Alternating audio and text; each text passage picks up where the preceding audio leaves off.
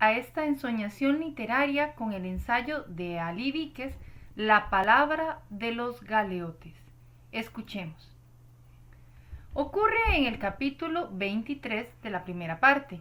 Don Quijote topa en los caminos con unos pobres diablos que van condenados a las galeras. Los esperan años de esclavitud mal disimulada, pobreza extrema, enfermedades y muertes seguramente terribles. Son delincuentes a quienes el caballero interpela, y ellos le cuentan los infortunios que los condujeron a tan oscuro trance. Don Quijote obtiene así las distintas versiones de unas idas y unas faltas que no le parecen censurables, al menos no al extremo de justificar la pérdida de la libertad de esos hombres. Sin pensarlo demasiado, procede a liberarlos de los custodios.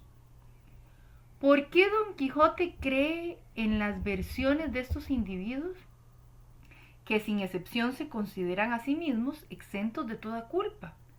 ¿Es este el signo de una ingenuidad sin límite? Examinemos esa posibilidad.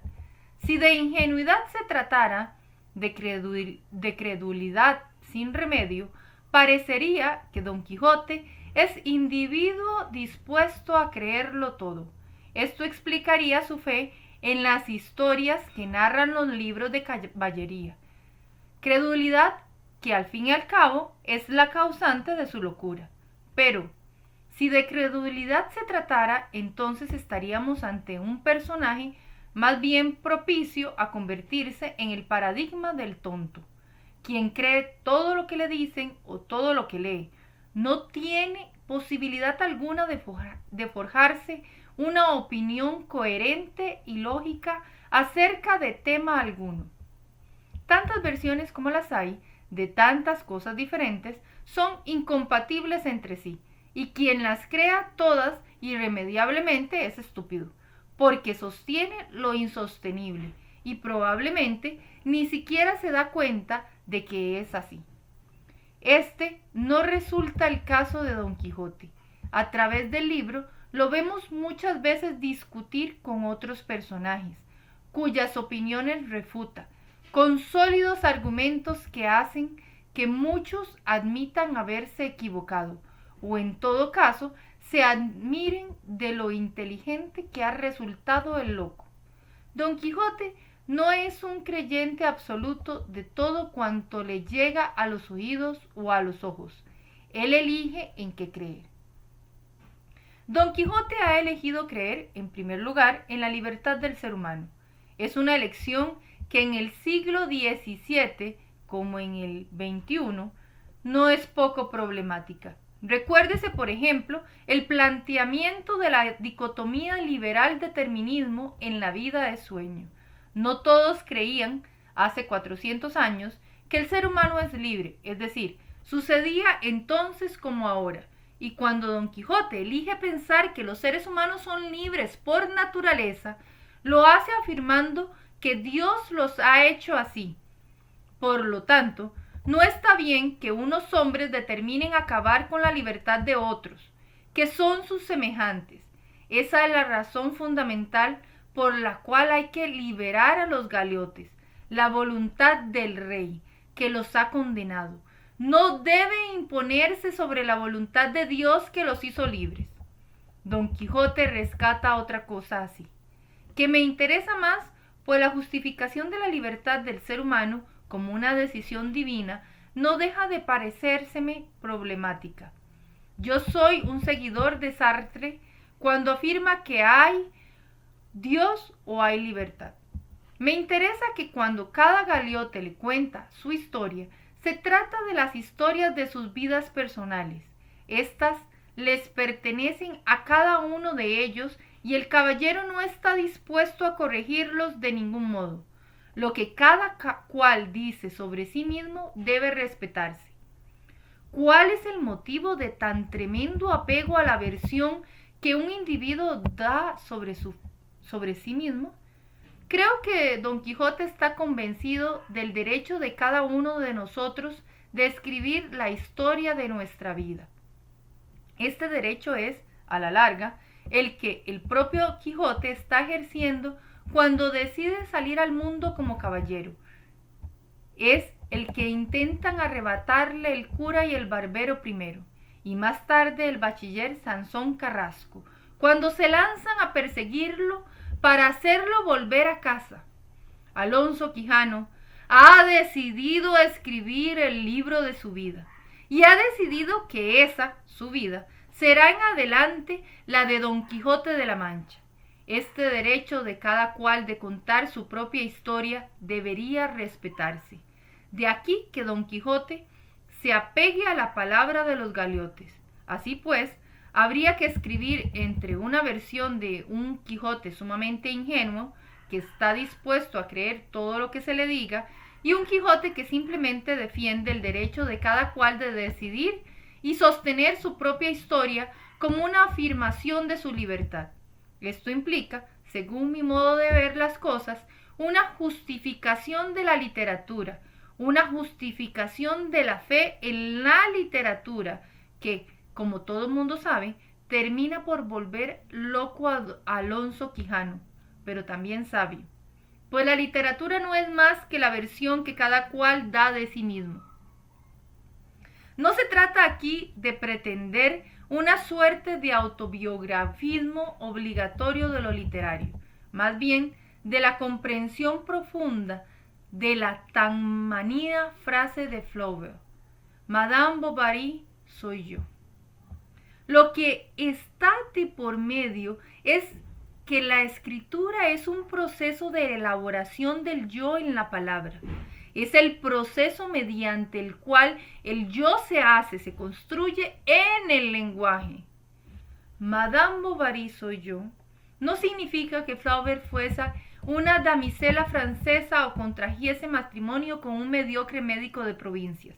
Significa que el texto se escribe como un todo que dice a Flaubert, o al menos dice la versión de Flaubert acerca de sí mismo.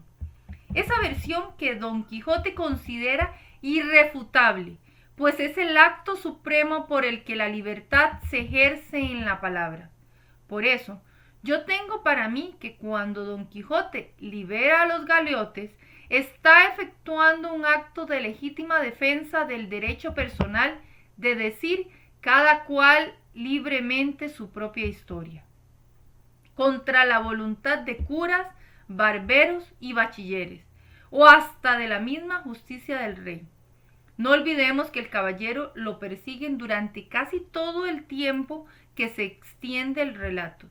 La historia de Don Quijote ocurre solo en la medida en que el cura, el barbero y Carrasco no logran tener control sobre el caballero. Son estos los responsables del retorno de Don Quijote, hacia el final de la primera parte y por supuesto de su derrota final. ¿Y qué consecuencia tienen esos episodios? El del regreso de Don Quijote enjaulado y supuestamente encantado, y el de Don Quijote derrotado. Pues una, que nos duele a todos los lectores, los finales de la primera parte y de la segunda respectivamente. Las acciones de curas, barberos y bachilleres se traducen en cortes de las historias, en finales de textos, palabras truncadas, fatal silencio. Ahí muere la libertad.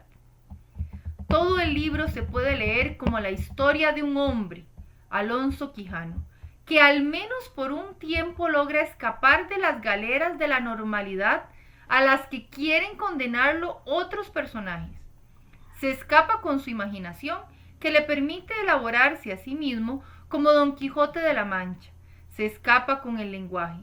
La novela quijotesca existe porque ese lenguaje y esa imaginación logran huir de las galeras, aunque sea por espacio de unas páginas, hasta que las garras de los enemigos de la libertad lo vencen. Cervantes no es un ingenuo que piense que la libertad no tiene perseguidores, ni que estos no terminen imponiéndose a menudo.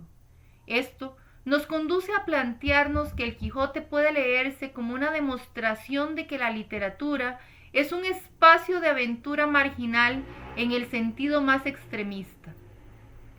La literatura es la aventura de la imaginación. el restablecimiento de la libertad al margen de la ley que quisiera reducir a los seres humanos a sentencias condenatorias, como las que pesan sobre los galeotes. Lo que Don Quijote hace con los galeotes es desoír la sentencia que los condena y en lugar de eso, prestar atención a la palabra que cada cual elabora imaginativa y libremente sobre sí mismo. La literatura nos libera de pensarnos y decirnos como otros lo han decidido en nuestro nombre. Nos da la libertad para pensarnos y decirnos con la imaginación. Ese es el espacio en que podemos huir de la Santa Hermandad que para llevarnos a galeras nos quisiera reducir a esas fórmulas consabidas que nos condenan a la misma vida de siempre, donde se pierden nuestras diferencias, fórmulas de rutina, mediocridad y tedio, como las que acosaban a Alonso Quijano antes de sus salidas. Recuérdense también que los galeotes iban reducidos a silencios por sus captores, que ceden ante la petición de Don Quijote de hablar con los delincuentes al mismo tiempo que consideran ridícula esa petición. No cuesta nada darse cuenta de que el pasaje de los galeotes problematiza la noción de justicia que defendían el rey y sus instituciones, y demuestra que Don Quijote no comparte esa noción. Esta es la lectura más obvia, que no debería pasar por alto el hecho de que Cervantes, para sostener tal desacuerdo o tal desconfianza ante la justicia establecida, se vale de la figura de un loco.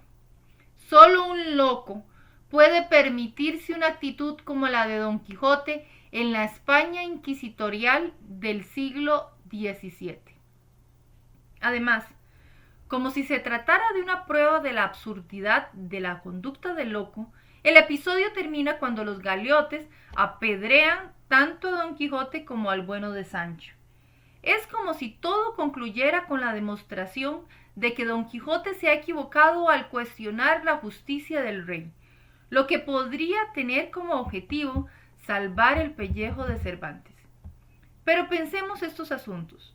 En primer lugar, admitámoslo sin tapujos. Don Quijote está loco.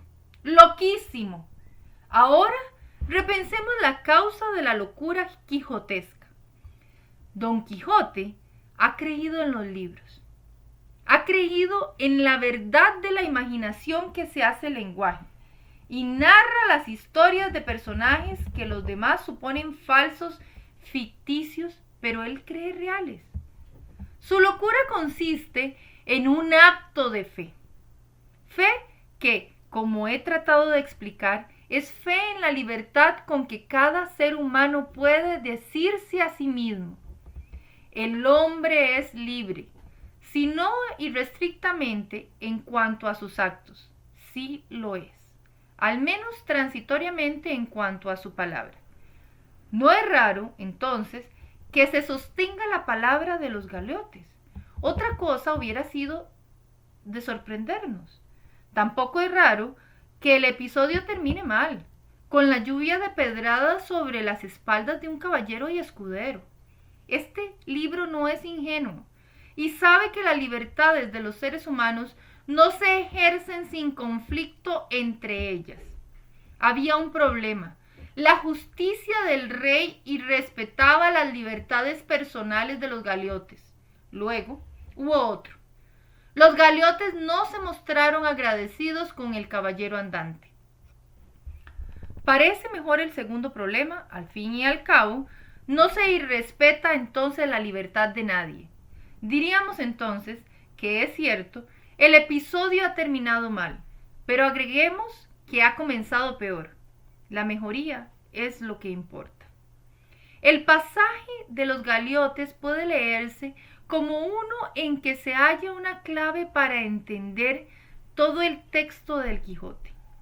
Lo entiendo, pues, como el episodio en que se afirma el derecho de escribir el propio Quijote. A la larga, los galeotes seguramente fueron recapturados. Del mismo modo, a Don Quijote le dieron alcance curas, barberos y bachilleres, lo que implicó el final de sus aventuras, la muerte no tanto de su cuerpo, cosa inevitable y común, como la de su imaginación, la de su poder literario. Pero mientras su captura no se produce, ahí están la libertad, la imaginación y el lenguaje.